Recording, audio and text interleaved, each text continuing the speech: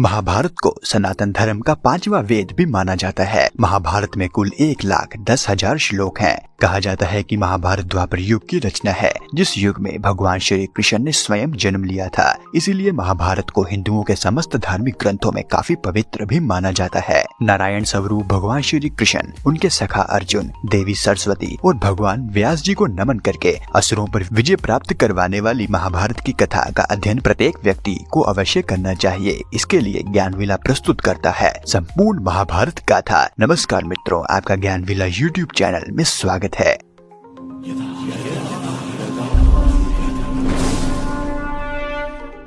महर्षि वेदव्यास द्वारा रचित महाभारत में कुल 18 पर्व है। प्रत्येक पर्व में श्लोकों के माध्यम से महाभारत की कथा का संपूर्ण सार बताया गया है। महाभारत काल में जन्मे समस्त वीर पुरुषों के पूर्वज मुख्य रूप से कुरु वंश से संबंधित थे। महाभारत की कहानी की शुरुआत महाराज शांतनु के राज्य काल से होती है, जो कि राजा कुरु के वंश में जन्मे थे। महाराज शांतनु का विवाह गंगा माता से हुआ था, जिन्होंने विवाह से पहले महाराज शांतनु के समक्ष यह शर्त रखी थी कि वह उनसे तभी विवाह करेंगे जब वह उन्हें यह वचन देंगे कि महाराज शांतनु उन्हें कभी किसी कार्य के लिए मना नहीं करेंगे। माता गंगा की यह शर्त मानने के बाद महाराज शांतनु ने उनसे विवाह किया। महाराज शांतनु और माता गंगा के 8 बालक हुए। कहा जाता है कि माता गंगा प्रत्येक बच्चे के जन्म के बाद उन्हें नदी में बहा देती थी, जिसके पीछे की वजह बच्चों का पिछले जन्म में श्रापित होना था। लेकिन माता गंगा जब अपने 8वें पुत्र को नदी में बहाने जा रही थी, तभी महाराज शांतनु ने उन्हें टोक दिया और माता गंगा का वही पुत्र आगे चलकर देवव्रत यानी कि भीष्म पितामह के नाम से जाना गया। भीष्म को कौरव और पांडव पितामह कहकर संबोधित करते थे।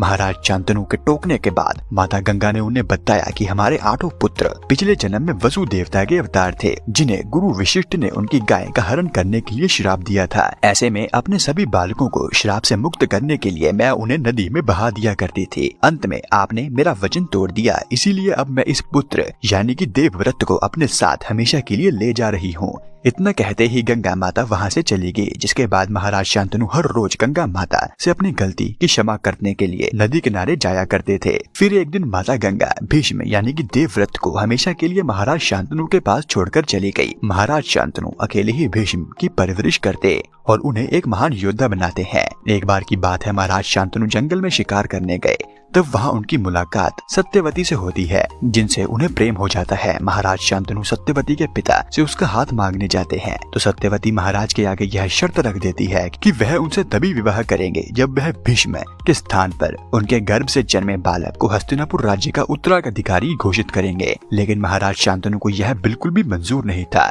और वह सत्यवती की शर्त को नामंजूर कर वापस राजमहल लौट आते हैं।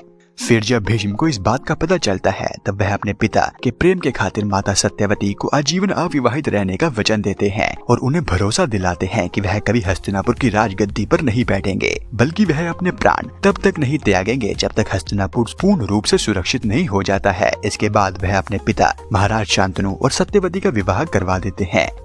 अपने पुत्र के इस बलिदान के बदले महाराज शांतनु भीष्म को इच्छा मृत्यु का वरदान देते हैं। इसके बाद महाराज शांतनु को पांडु और धृतराष्ट्र नामक 2 पुत्र व्यास जी की मदद से प्राप्त होते हैं। लेकिन इसी बीच शांतनु एक दासी के साथ संबंध भी बनाते हैं, जिससे उन्हें विदुर जैसे ज्ञानी पुत्र की प्राप्ति होती है। आगे चलकर हस्तिनापुर के राज सिंहासन पर बैठने के लिए महाराज पांडु के नाम की स्वीकृति दी जाती है। महाराज पांडु ने हस्तिनापुर की सीमाओं को चारों ओर से सुरक्षित कर लिया था। ऐसा कोई योद्धा नहीं था जिसे महाराजा पांडु ने जीता ना हो। महाराज पांडु के शौर्य की चर्चा दूर दूर तक होने लगी। तब महाराज पांडु के लिए राजा सूरसेन की पुत्री कुंती से विवाह का प्रस्ताव आया। उधर भीष्म ने महाराज धृतराष्ट्र के लिए गांधार नरेश की पुत्री गांधारी का हाथ मांगा।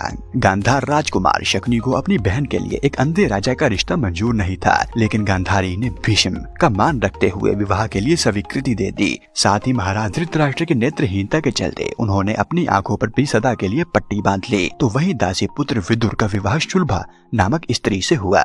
इसके अलावा एक बार जब महाराज पांडु का युद्ध मद्र देश के राजा शल्य से हो रहा था, तब युद्ध के बाद महाराज पांडु की मुलाकात मद्र देश की राजकुमारी माद्री से हुई, जिनसे महाराज पांडु ने दूसरा विवाह कर लिया। इसके बाद संपूर्ण जगत में अपनी विजय का ध्वजा फहराते के बाद महाराज पांडु अपनी दोनों पत्नियों के साथ कुछ समय बिताने के लिए राजमहल के बाहर चले गए। एक बार जब वह जंगल में आखेट के लिए गए थे, तब माद्री की नजर एक मर्ग पर पड़ी, जिसे देखकर महाराज पांडु ने रानी माद्री के कहने पर उस पर तीर चला दिया। फिर जब पास जाकर देखा तो वहाँ ऋषि किंदम अपनी पत्नी के साथ घायल अवस्था में पड़े थे, जिसे देखकर महाराज पांडु काफी चिंतित हो गए। इसी दौरान ऋषि किंदम ने महाराज पांडु को यह श्राप दे दिया कि जब भी वह अपनी किसी पत्नी के अत्यधिक निकट जाने की कोशिश करेंगे तभी उनकी मृत्यु हो जाएगी। महाराज पांडु ऋषि किंदम के श्राप के कारण कभी अपनी पत्नियों के अत्यधिक निकट नहीं जा पाए। ऐसे में जब संतान उत्पत्ति की बात आई तब कुंती ने महाराज पांडु से कहा कि ऋषि दुर्वासा की सेवा करने पर उन्होंने मुझे देव पुत्र के जन्म का आशीर्वाद दिया था, यानी मैं जिस भी देवता का स्मरण करूंगी मुझे पुत्र रत्न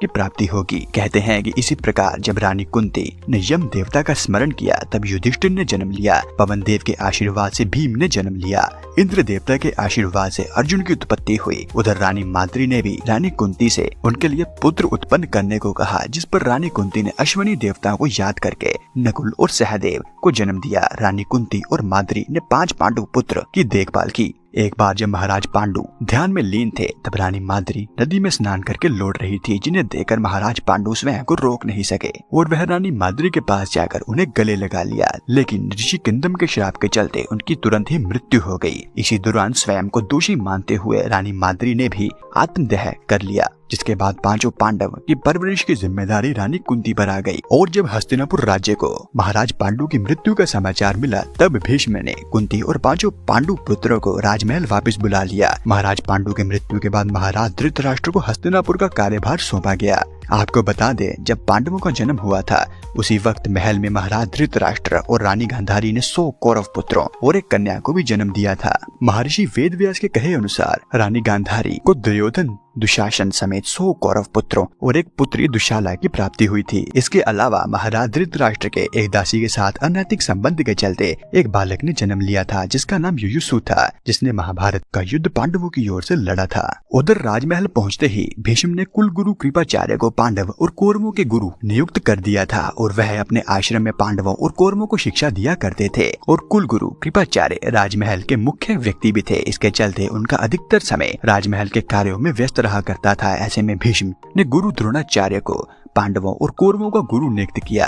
गुरु द्रोणाचार्य का विवाह कृपाचार्य की बहन से हुआ था। वह गुरु परशुराम के शिष्य थे और महान धनुर्धर भी थे। जहाँ एक और पांडवों और कौरवों की शिक्षा चल रही थी तो वहीं महल में चिंता का विषय यह भी बना हुआ था कि हस्तिनापुर का युवराज कौन होगा। सही मायनों में तो यह पद महाराज पांडु के ज्येष्ठ पुत्र युधिष्ठिर को मिलना चाहिए था, लेकिन महाराज धृतराष्ट्र के पुत्र दुर्योधन को बचपन से ही यही बताया गया था कि वह हस्तिनापुर का युवराज होगा। ऐसे में यह निश्चित किया गया कि जो राजकुमार आगे चलकर स्वयं को सिद्ध करेगा वही हस्तिनापुर की राजगद्दी को संभालेगा। इस बात ने कौरवों और पांडवों के मध्य सदा ही खींचतान पैदा कर दी और उनके मध्य प्रारंभ से ही दूरियां बढ़ने लगी।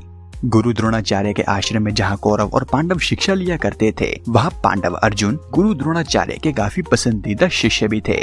और अंत में गुरु द्रोणाचार्य ने सभी बालकों से गुरु दक्षिणा के रूप में राजा द्रुपद की पराजय मांगी थी। बता दें, राजा द्रुपद पंचाल नरेश थे, साथ ही वह गुरु द्रोणाचार्य के मित्र भी थे, लेकिन उन्होंने गुरु द्रोणाचार्य की गरीबी का उपहास उड़ाया था, जिसका बदला लेने के लिए गुरु द्रोणाचार्य ने उनकी पराजय की बात कही थी। आगे चलकर अर्जुन ने ही राजा द्रुपद को युद्ध में पराजित किया था। ऐसे में गुरु द्रोणाचार्य अर्जुन से सदैव ही बहुत प्रसन्न रहते थे और हर किसी को यह बात बताते थे कि अर्जुन उनका परम शिष्य है। अर्जुन की खातिर गुरु द्रोणाचार्य ने एकलव्य और कर्ण जैसे महान योद्धाओं की प्रतिभा को भी नजरअंदाज किया था, क्योंकि उनका कहना था कि वह अर्जुन को दुनिया का सर्वश्रेष्ठ धनुर्धर बनाना चाहते हैं। कर्ण, जो कि एक सूत पुत्र था, उन्होंने उसे यह कहकर शिक्षा देने से मना कर दिया था कि वह केवल कुरु वंश के राजकुमारों के गुरु हैं। आपको बता दें कि कर्ण का असली नाम राधे था, जो कि रानी कुंती की ही संतान थे। यह कहानी तब की है जब रानी कुंती अविवाहित थी। उनके महल में एक बार ऋषि दुर्वासा पधारे, जिनकी कुंती ने श्रद्धा और निष्ठा भाव से सेवा की, जिससे प्रसन्न होकर उन्होंने उन्हें देव पुत्र की प्राप्ति का आशीर्वाद दिया था, जिसको आजमाने के लिए अविवाहित कुंती ने सूर्य देव का आह्वान करके कर्ण को जन्म दिया था। लेकिन लोक लाज के भय से उन्होंने कर्ण को नदी किनारे छोड़ दिया था, जहाँ महाराज धृतराष्ट्र के सारथी आदिरथ और उनकी पत्नी राधा ने कर्ण को पालन पोषण किया था। आगे चलकर गुरु द्रोणाचार्य ने ही राधे को कर्ण कहकर संबोधित किया था। कर्ण दुर्योधन का परम मित्र था। साथ ही दुर्योधन ने कर्ण को कभी भी यह एहसास नहीं होने दिया कि वह एक सूत पुत्र है, जिसके चलते कर्ण अपने जीवन में दुर्योधन को बहुत मानता था और उसके लिए कुछ भी करने को सदैव ही आतुर रहता था। जब कौरव और पांडव बड़े हुए तब युधिष्ठिर और दुर्योधन के मध्य हस्तिनापुर की गद्दी को लेकर विवाद उपज गया। लेकिन गद्दी के वारिस तो पांडवों के बड़े भाई युधिष्ठिर को ही बनाया जाना था। लेकिन हस्तिनापुर के इस फैसले से राजमहल में दुर्योधन, गांधार नरेश, शकुनी काफी आहत हुए। ऐसे में सोची समझी साजिश के तहत युधिष्ठिर, भीम, अर्जुन, नकुल, सहदेव और माता कुंती को कुछ समय के लिए महाराज धृतराष्ट्र के आदेश पर वानाव्रत भेज दिया गया, जहां दुर्योधन और उनके मामा शकुनी ने पांडवों को जलाकर मारने की साजिश बनाई थी। लेकिन पांडव किसी न किसी तरीके से बच गए थे और सुरंग के रास्ते सुरक्षित बाहर निकल आते हैं और कौरव पांडवों को मारने के मकसद में कामयाब न हो सके। उधर हस्तिनापुर में यह खबर आग की तरह फैल गई कि पांडव नहीं रहे। लाक्षय ग्रह की घटना के बाद पांडवों ने वापिस राजमहल लौटने से इनकार कर दिया, जिसके बाद वह एक गरीब ब्राह्मण के वेश धारण करके जंगलों में रहने लगे। इसी दौरान भीम ने कई राक्षसों का वध किया। साथ ही जंगल में भटकने के दौरान भीम हिडिंब नाम के एक राक्षस से अपनी माता और भाइयों को बचाते हैं। लेकिन हिडिंब की बहन हिडिंबा को भीम से प्रेम हो जाता है और माता कुंती के आशीर्वाद से भीम का विवाह एक राक्षसी कन्या हिडिंबा के साथ हो जाता है। आगे चलकर हिडिंबा के गर्भ से घटोत्कच का जन्म हुआ और घटोत्कच के बेटे बार्बरिक के नाम से जाने गए। यह दोनों ही महाभारत के मुख्य पात्रों में एक हैं। जब पांचाल नरेश राजा द्रुपद गुरु द्रोणाचार्य से पराजित होने के बाद उनको परास्त करने के उद्देश्य से अग्निदेव के आशीर्वाद से द्रौपदी और दुष्टद्युम्न को उत्पन्न करते हैं और फिर वहीं द्रौपदी के विवाह के लिए स्वयंवर का आयोजन करते हैं, जहां पर अर्जुन ब्राह्मणों के वेश में आते हैं और मछली की आंख को भेदकर द्रौपदी से विवाह करते हैं और भरी सभा में अपना असली परिचय देते हैं। हालांकि तब तक किसी को यह ज्ञात नहीं होता कि यह पांडव अर्जुन है, क्योंकि समस्त पांडव तो ब्राह्मण का वेश धारण किए हुए थे, जबकि उस सभा में दुर्योधन और कर्ण जैसे महान योद्धा भी मौजूद थे। और फिर जब अर्जुन द्रौपदी से विवाह के पश्चात अपनी माता कुंती का आशीर्वाद लेने उनके पास जाते हैं तो वह दरवाजे से कहते हैं कि माँ देखो हम आपके लिए क्या लाए हैं। तब माता कुंती भूलवश यह कह देती है कि जो भी लाए हो आपस में बांट लो। इस प्रकार द्रौपदी पांचों पांडवों की पत्नी कहलाती है। लेकिन भगवान श्री कृष्ण तभी वहां आकर द्रौपदी को स्मरण करवाते हैं कि अपने पिछले जन्म में तुमने युधिष्ठिर जैसे धर्म और न्याय प्रिय, भीम जैसे बलशाली, अर्जुन जैसे शक्तिशाली, नकुल जैसे सुंदर और सहदेव जैसे ज्ञानी जीवन साथी का वरदान भगवान शिव से मांगा था। हस्तिनापुर राज्य को जब यह समाचार मिलता है कि पांडव जिंदा है, तब वहाँ कौरव भाइयों को छोड़कर बाकी सभी खुशी से झूम उठते हैं। भीष्म द्वारा पांडवों और द्रौपदी के स्वागत के लिए राजमहल में भव्य इंतजाम किए जाते हैं, परंतु पांडवों की अनुपस्थिति में महाराज धृतराष्ट्र अपने पुत्र दुर्योधन को हस्तिनापुर का युवराज घोषित कर देते हैं, जिसके कारण जब युधिष्ठिर और पांडव भाई मिलकर महाराज धृतराष्ट्र से अपना अधिकार मांगते हैं, तब महाराज धृतराष्ट्र उन्हें खांडव प्रस्थ दे देते हैं। खांडव प्रस्थ बंजर जमीन थी, लेकिन पांडव उस बंजर जमीन को खूबसूरत क्षेत्र में बदल देते हैं। विश्वकर्मा जी पांडवों के लिए एक मायावी और सुंदर महल की स्थापना करते हैं, जो कि वास्तविक और काल्पनिक रूप दोनों में ही भिन्न थे। इसी कारण जब दुर्योधन यहाँ आया तब वह जिसे वास्तविक भूमि समझ रहा था वह असल में जल मौजूद था, जिसके कारण वह इसमें गिर गया। तब द्रौपदी ने अंधे का पुत्र अंधा कहकर उसका उपहास उड़ाया, जिसके कारण दुर्योधन द्रौपदी पर काफी क्रोधित हुआ। फिर जब पांडव द्वारा इंद्रप्रस्थ की स्थापना पर्व पर समस्त राजाओं को निमंत्रित किया गया, तब उस समारोह में पांडवों के भाई शिशुपाल भी मौजूद था, जिसने भगवान श्री कृष्ण का मजाक उड़ाया, जिसके विरोध में भगवान श्री कृष्ण ने सुदर्शन चक्र से उसका सर धड़ से अलग कर दिया। इसके अलावा भीम ने भगवान श्री कृष्ण की मथुरा नगरी के सबसे बड़े दुश्मन जरासंध का वध किया। इसी बीच अर्जुन को वनवास में पुनः जाना पड़ा, क्योंकि उन्होंने द्रौपदी के साथ समय बिताने के नियमों को गलती से तोड़ दिया था। अर्जुन अपने वनवास के दौरान ब्राह्मण का वेश धारण कर जंगलों में भ्रमण करते हैं। तभी भगवान श्री कृष्ण अपनी बहन सुभद्रा का विवाह अर्जुन के साथ करते हैं, जिनसे उन्हें अभिमन्यु नाम का तेजस्वी पुत्र प्राप्त होता है। खांडव प्रस्थ को अपनी कर्म भूमि बनाने के पश्चात पांडवों ने राजसू यज्ञ करने की घोषणा की। जब युधिष्ठिर अपने भाइयों के साथ महाराज धृतराष्ट्र को राजसू यज्ञ की जानकारी देने महल में जाते हैं, तो दुर्योधन द्वारा उन्हें जुआ खेलने के लिए उकसाया जाता है। ऐसे में युधिष्ठिर द्रुत क्रीड़ा में भाग लेने के लिए अपनी सहमति दे देते हैं। हालांकि पांडव भाई मिलकर युधिष्ठिर को ऐसा करने से रोकते भी हैं। फिर जब राजमहल में द्रुत क्रीड़ा का आयोजन होता है, तब एक तरफ कौरव मामा शकुनी और कर्ण थे, तो वहीं दूसरी ओर 5 पांडव भाई थे। खेल के आरंभ में तो बाजी पांडवों के पक्ष में थी, लेकिन जैसे ही मामा शकुनी ने अपने पासों के माध्यम से चाल चलनी शुरू की तब मानो खेल का रुख ही बदल गया। धीरे धीरे खेल के दांव लगने लगे। युधिष्ठिर ने एक एक करके अपने राज्य, अस्त्रों शस्त्रों, रथ और आभूषण को दांव पर लगाना शुरू कर दिया और वह सभी हारते गए। और जब युधिष्ठिर खेल में अपने भाइयों तक को हार गए तब दुर्योधन के उकसाने पर युधिष्ठिर ने द्रौपदी को भी दांव पर लगा दिया, जिसके बाद वह द्रुत क्रीड़ा में द्रौपदी को भी हार गए। और उसके बाद द्रौपदी का दुशासन द्वारा चीरहरण हुआ, जिसे श्री कृष्ण ने तो किसी तरीके से बचा लिया, लेकिन उस सभा में हस्तिनापुर के सभी विद्वान व्यक्ति भी मौजूद थे। इसी दौरान दुर्योधन ने दुशासन से कहा कि इस 5 पतियों वाली महिला को वह उसकी जगह पर बैठा दे, तो वहीं कर्ण ने द्रौपदी को वैश्य कहकर पुकारा। दुर्योधन की सभा में इससे अधिक नीचता कभी नहीं हुई थी। इसके बाद रानी गांधारी सभा में उपस्थित इस अधर्म को रोक लेती है। तब पांडव भीम द्रौपदी का अपमान का बदला लेने के लिए भरी सभा में यह प्रतिज्ञा लेते हैं कि द्रौपदी के केशों को हाथ लगाने के बदले वह दुशासन की छाती फाड़कर उसके लहू से द्रौपदी के बालों को धुलाएंगे। और दुर्योधन ने जिस जगह पर द्रौपदी को बैठाने की बात की है वह उसको तोड़ देंगे। इस सब के उपरांत महाराज धृतराष्ट्र उस समय युद्ध की परिस्थितियों को टालने के लिए पांडवों से बातचीत करते हैं और कहते हैं कि अपराध तो तुमसे भी हुआ है। तुम्हें किसी भी व्यक्ति या स्त्री को दांव पर लगाने का अधिकार नहीं है, इसीलिए तुम्हें 12 साल का वनवास और 1 साल का अज्ञातवास दिया जाता है। इसके पश्चात तुम्हारे वापस आने पर तुम्हें तुम्हारा राज्य वापस लौटा दिया जाएगा, परंतु यदि 1 वर्ष के अज्ञातवास के दौरान तुम पहचाने जाते हो तो तुम्हें वनवास दोबारा भोगना होगा। पांडव अपने वनवास के दौरान एक जंगल में कुटिया बनाकर रहने लगते हैं। इसके बाद समस्त पांडवों को श्री कृष्ण यह आदेश देते हैं कि वह अलग अलग होकर ब्रह्म शक्तियों को पाने के लिए तपस्या करें। ऐसे में नकुल और सहदेव जंगलों में रहकर अश्विनी कुमारों भीम ने पवन पुत्र हनुमान, अर्जुन ने भगवान शिव का आवाहन किया, तो वहीं युधिष्ठिर और द्रौपदी ने मिलकर ऋषियों की सेवा की। अर्जुन ने भगवान शिव की तपस्या से पशुपति अस्त्र प्राप्त किया, तो वहीं हनुमान जी ने भीम को द्वंद्व युद्ध के लिए नीतियों का ज्ञान दिया। साथ ही नकुल और सहदेव ने अश्विनी देवता से औषधियों का ज्ञान प्राप्त किया। पांडवों ने 12 साल का वनवास खत्म करने के बाद अज्ञातवास के लिए विराट नगरी को चुना, जहां पांडव अपनी पहचान छुपाकर रहने लगे। लेकिन जब दुर्योधन ने अपने गुप्तचरों के माध्यम से यह पता लगा लिया कि पांडव अज्ञातवास के दौरान आखिर कहां ठहरे हुए हैं, जिसके चलते उसने अपनी कौरव सेना के साथ विराट नगरी पर आक्रमण कर दिया। और जवाब में अर्जुन, जो कि बल्लाल के भेष में थे, उन्होंने अपने गांडीव धनुष से कौरव सेना को विराट नगरी के बाहर ही रोक दिया। साथ ही जब तक दुर्योधन पांडवों के अज्ञातवास का भेद खोल पाते तब तक पांडवों का अज्ञातवास सफलतापूर्वक खत्म हो चुका था। इसके बाद पांडव अपना वनवास पूरा करके हस्तिनापुर अपना अधिकार वापस मांगने आते हैं, जिस पर दुर्योधन ने उन्हें राज्य लौटाने से मना कर दिया।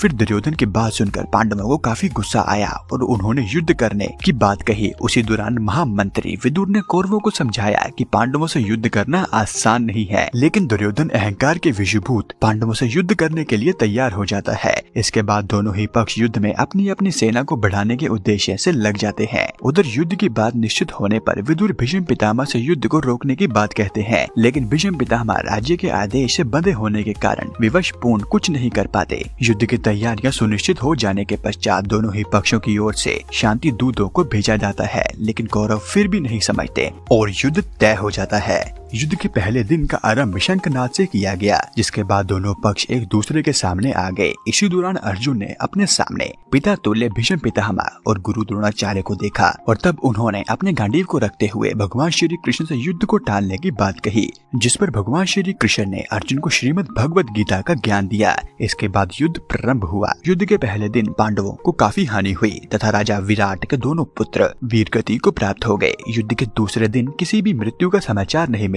साथ ही अर्जुन ने भीष्म पितामह को अपने साथ युद्ध के लिए टक्कर दी।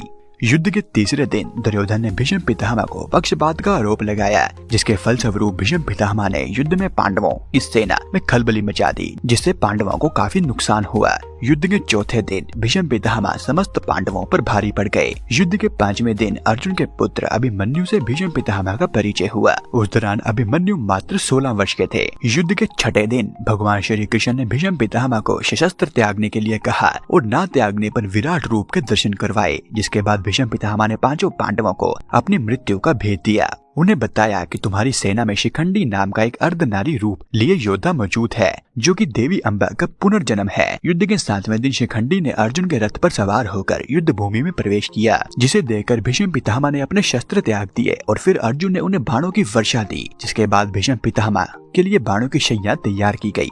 युद्ध के 8वें दिन कौरवों के सेनापति गुरु द्रोणाचार्य को बनाया गया। इस दिन अभिमन्यु और दुर्योधन युद्ध भूमि में आमने सामने हुए और साथ ही कर्ण युद्ध भूमि में लड़ने के लिए तैयार हो गए। युद्ध के 9वें दिन भीम ने 17 कौरव भाइयों का वध किया। युद्ध के 10वें दिन गुरु द्रोणाचार्य युधिष्ठिर को बंदी बनाने के उद्देश्य से आगे बढ़ते हैं, लेकिन अर्जुन उन्हें रोक लेते हैं। युद्ध के 11वें दिन गुरु द्रोणाचार्य का पुत्र अश्वत्थामा का युद्ध अभिमन्यु से होता है। युद्ध के 12वें दिन अर्जुन का युद्ध त्रिगत के राजा से होता है, जो कि युद्ध भूमि में अर्जुन को दूर ले जाते हैं ताकि युधिष्ठिर को बंदी बनाया जा सके, परंतु वह इस कार्य में भी विफल रहते हैं। युद्ध के 13वें दिन अर्जुन को पराजित करने के लिए भगदत्त राजा उसे दूर ले जाते हैं, लेकिन अर्जुन छल पूर्वक उन्हें भी पराजित कर देते हैं। इसी दिन गुरु द्रोणाचार्य युद्ध के दौरान पांडवों के लिए चक्रव्यूह की रचना करते हैं, जिसे केवल अभिमन्यु ही तोड़ना जानते थे, लेकिन उसमें से निकलना नहीं जानते थे। अभिमन्यु चक्रव्यूह में फंसकर कौरवों के हाथों मारे जाते हैं। ऐसे में अर्जुन को जब अभिमन्यु के वध का समाचार मिलता है, तब उसने जयद्रथ को अगले दिन सूर्यास्त से पहले मारने की प्रतिज्ञा ली और ऐसा न करने पर स्वयं समाधि लेने की बात की। युद्ध के 14वें दिन जब अर्जुन जयद्रथ को मारने के लिए आगे बढ़ते हैं, तब उन्हें रोकने के लिए कौरव सेना उनके सामने आ जाती है, लेकिन वह अर्जुन को रोक नहीं पाते। उधर सूर्यास्त भी निकट होता है और जयद्रथ का कुछ अता पता नहीं होता। तब भगवान श्री कृष्ण अपने सुदर्शन चक्र से सूर्य देव के प्रकाश को छुपा देते हैं और सबको वैसा लगता है कि सूर्यास्त हो गया। तब जयद्रथ बाहर आते हैं और तभी भगवान श्री कृष्ण अपने सुदर्शन चक्र को हटा देते हैं और अर्जुन अपने दिव्यास्त्र से जयद्रथ का वध कर देते हैं। साथ ही इसी दिन गुरु द्रोणाचार्य राजा द्रुपद और राजा विराट का वध कर देते हैं। इसके अलावा भीम इसी दिन अपने पुत्र घटोत्कच का आह्वान युद्ध भूमि में करते हैं और घटोत्कच कौरवों की 2 अक्षौहिणी सेना का नाश कर देते हैं। तभी कर्ण भगवान इंद्र द्वारा दिया गया दिव्य अस्त्र का प्रयोग घटोत्कच पर कर देते हैं। युद्ध के 15वें दिन पांडव गुरु द्रोणाचार्य को अश्वत्थामा की मृत्यु के गलत समाचार देते हैं, जिसे सुन गुरु द्रोणाचार्य अपने अस्त्र शस्त्र त्याग देते हैं, जिसका फायदा उठाकर दुष्टद्युम्न गुरु द्रोणाचार्य का सर धड़ से अलग कर देते हैं। युद्ध के 16वें दिन द्रोणाचार्य की मृत्यु के बाद कर्ण कौरवों का सेनापति बनाया गया, लेकिन वह अर्जुन को छोड़कर पांडवों का वध नहीं करता, क्योंकि उसने अपनी माता कुंती को यह वज्र भीम दुशासन को मारकर प्रतिज्ञा अनुसार उसकी छाती का रक्त पीते हैं। युद्ध के 17वें दिन अर्जुन और कर्ण के मध्य भीषण युद्ध होता है, जिसमें श्राप युक्त होने के कारण कर्ण के रक्त का पहिया जमीन में धंस जाता है और भगवान परशुराम के दी हुई शिक्षा वह भूल जाते हैं, जिसके बाद अर्जुन कर्ण का वध कर देते हैं। इसी रात समस्त पांडवों को यह भी ज्ञात होता है कि कर्ण उनके ज्येष्ठ भ्राता थे। युद्ध के 18वें दिन भीम समस्त कौरव भाइयों का वध कर देते हैं। नकुल और सहदेव, मामा शकुनी और शल्य का वध कर देते हैं। तो वहीं दुर्योधन अपनी हार के डर से एक तालाब में जाकर छुप जाते हैं, जिसके बाद द्वंद्व युद्ध के लिए भीम उन्हें ललकारते हैं। हालांकि रानी गांधारी अपनी शक्तियों से दुर्योधन के संपूर्ण शरीर को वज्र का बना देती है, लेकिन केवल उसकी जांघा का भाग ही वज्र के समान नहीं हो पाया, जिसके कारण युद्ध के अंत में भीम छल पूर्वक दुर्योधन की जांघा तोड़ देते हैं और इसी दौरान उनका वध भी हो जाता है, जिसके साथ पांडव महाभारत का युद्ध जीत जाते हैं। लेकिन युद्ध की कहानी यहीं पर समाप्त नहीं होती। दुर्योधन की मृत्यु के बाद गुरु द्रोणाचार्य का पुत्र अश्वत्थामा अपने पिता की मृत्यु का बदला लेने के लिए दुष्टद्युम्न को मारने की नीति बनाता है, लेकिन धोखे से उसने दुष्टद्युम्न समेत द्रौपदी के 5 बेटों को भी मार देता है, जिसके कारण उसे धरती पर जीवन भोगने का श्राप मिलता है। इतना ही नहीं, अश्वत्थामा ने ही अभिमन्यु के पत्नी उत्तरा के गर्भ में पल रहे परीक्षित पर ब्रह्मास्त्र से प्रयोग किया था, जिसे बाद में श्री कृष्ण द्वारा पुनर्जन्म दिया गया। इस प्रकार दुर्योधन की मृत्यु के बाद महाभारत के युद्ध का अंत हो जाता है। उधर भगवान श्री कृष्ण के यदु वंश का भी नाश हो जाता है, क्योंकि भगवान श्री कृष्ण को माता गांधारी ने वंशहीन होने का श्राप दिया था। साथ ही भीष्म पितामह को यह ज्ञात हो जाता है कि पांडव युद्ध जीत गए हैं और तब वह अपने प्राण त्याग देते हैं। तत्पश्चात युद्ध के बाद कौरवों की ओर से लड़ने वाले योद्धाओं में कृतवर्मा, अश्वत्थामा और कृपाचार्य जीवित बचे थे, जबकि पांडवों की ओर से 5 पांडव और सत्याकी जीवित रहे। महाभारत युद्ध के बाद राजा युधिष्ठिर का राज्याभिषेक किया गया और कुछ वर्ष तक राजपाट भोगने के बाद यदुवंश के सर्वनाश और अभिमन्यु के बेटे परीक्षित को राज्य की जिम्मेवारी सौंपकर युधिष्ठिर अपने भाइयों और द्रौपदी समेत स्वर्गलोक को प्रस्थान करते हैं। इसी के साथ महाभारत गाथा का अंत होता है। मित्रों, महाभारत को समझना आसान कार्य नहीं है, इसीलिए आपको हमारे चैनल पर महाभारत, भगवत गीता और हिंदू धर्म से संबंधित वीडियोस देखने को मिल जाएंगे। आप एक बार इन वीडियोस को जरूर देखें और मैं मिलूंगा आपको अगले ही ऐसी किसी वीडियो में। तब तक के लिए जय श्री कृष्णा।